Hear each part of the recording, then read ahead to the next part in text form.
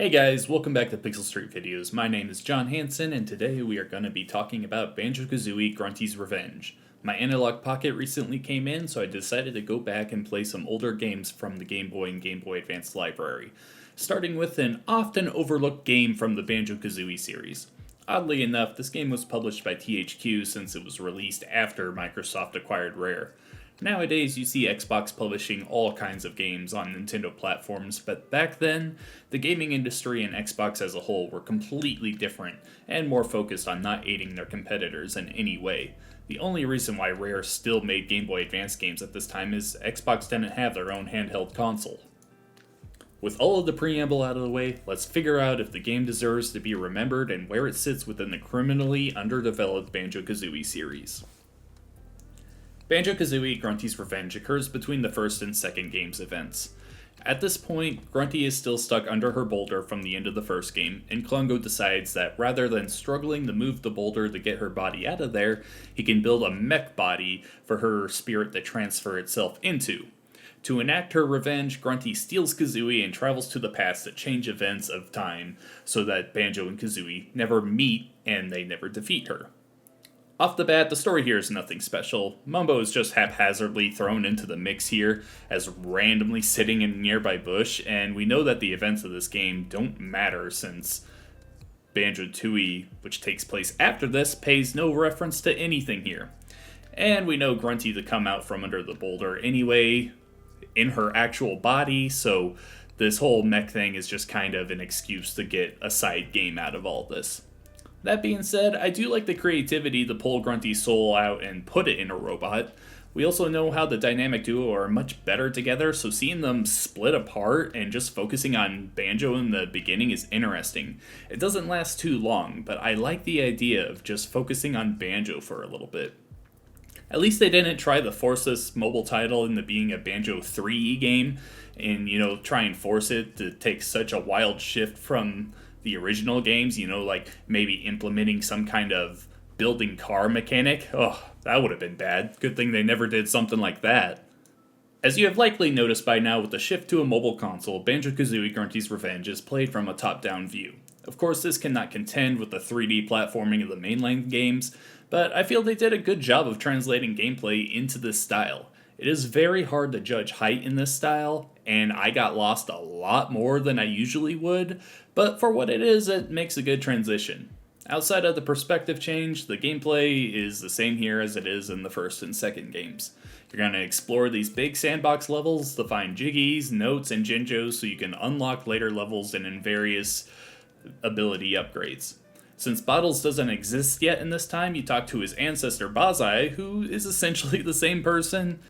Ability-wise, pretty much all of the important abilities are back from the main games. Remember how Kazooie was stolen? Well, this is still very much a game focused on Banjo and her working together once you find her after a couple of levels. In this new style of game though, some moves are definitely more useful than others. Banjo's rolling was almost always my exclusive attack. Shooting eggs was slow and not damaging enough depending on what egg type you used, and I found it really hard to land hits with the jumping attack. Although having Talentron back was definitely a great way to speed up running like in the normal game, so that's a welcome addition.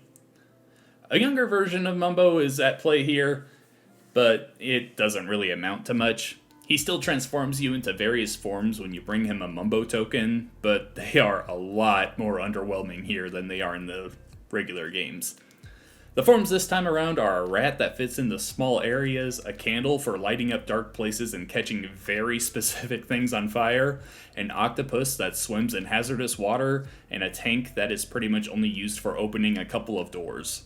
While I think the regular movement and abilities transition over well here, the transformations feel forced in just because they were in the original games.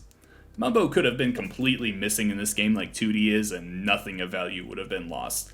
Speaking of Tootie, yeah, she's not here, just like in Banjo-Tooie. I know she wasn't in that sequel, but maybe some kind of explanation of where she went here would have been nice. Because this game came out after Tooie, just anything that explained what was going on with her? Whatever, I digress. Occasionally throughout your journey, you'll also take part in some mini-games for Jiggies. And I'm not gonna tell you that these are amazing or anything, but I had a lot of fun with them. Going down slides, avoiding obstacles, and grabbing more items than other competitors was a good bit of variety here. Not so much in the fishing minigame though, because if you bring in the wrong fish, you'll get hurt in the normal gameplay, and this really ended up screwing me over for the final boss fight. That really sucked. But overall, these aren't terrible minigames. Speaking of boss fights, none of them are truly that special, as you would probably expect with the Game Boy Advance game, but they're fine enough. Each one is pretty much the same fight every time with little changes. For Klungo, you wait for him to stop throwing bottles, and then you roll into him when his force field goes down. Grunty, you just have to wait for her to stop moving around and then roll into her as well. The only time the boss fights are challenging are at the very end, where you have to do 3 fights in a row without any healing. And also, just to make sure that you remember this is a Banjo-Kazooie game, they throw in a couple quizzes that you have to get over half of the questions right on. Sometimes it will also have you do some mini games, which is where the fishing one came back in, and because you're just randomly fishing up fish, if you get the wrong one, it'll hurt you, and that really can leave you susceptible to getting a game over, and then having to start over the entire boss fight. It really sucks. When you get to the top of the castle, it's time for one last fight with Mecha Grunty. Move around and wait for her to stop attacking to hit her robot, which makes her spirit pop out for a second.